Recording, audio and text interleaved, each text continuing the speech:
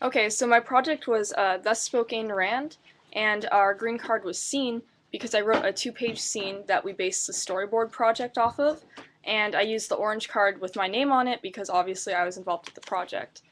Okay, the story involves fact and fiction because it combines the modern day with a mythological world created by Friedrich Nietzsche in his book Thus Spoke Zarathustra, which was creating a new religious Bible, a replacement for the Bible in a world where God had been killed by the ugliest man.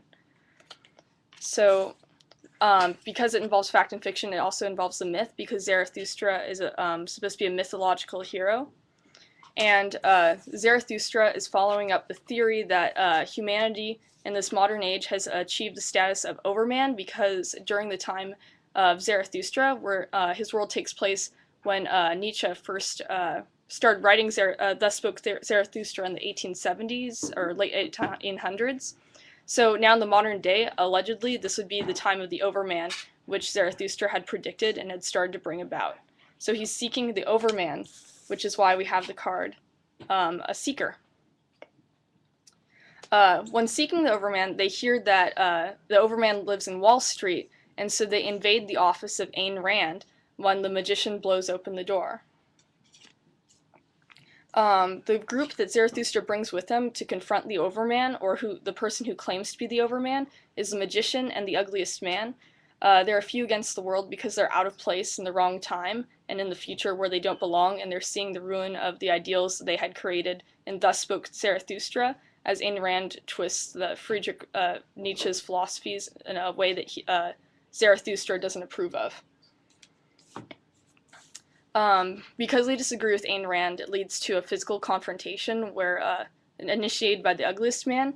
Then a magic trick occurs when the magician throws a ball of fire at Ayn Rand and pushes her out a window.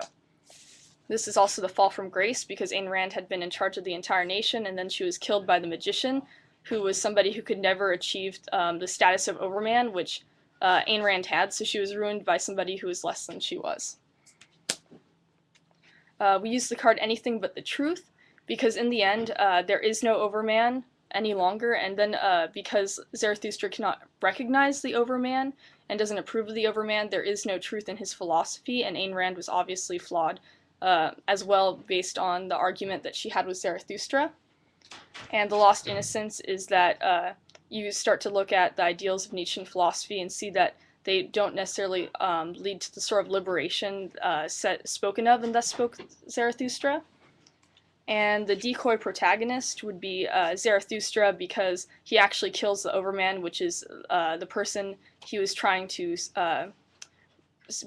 make the leader of the free world and everything. So yes, so he actually turns out to be the villain in the story, at least from his perspective, because he kills basically his hero. So that's it.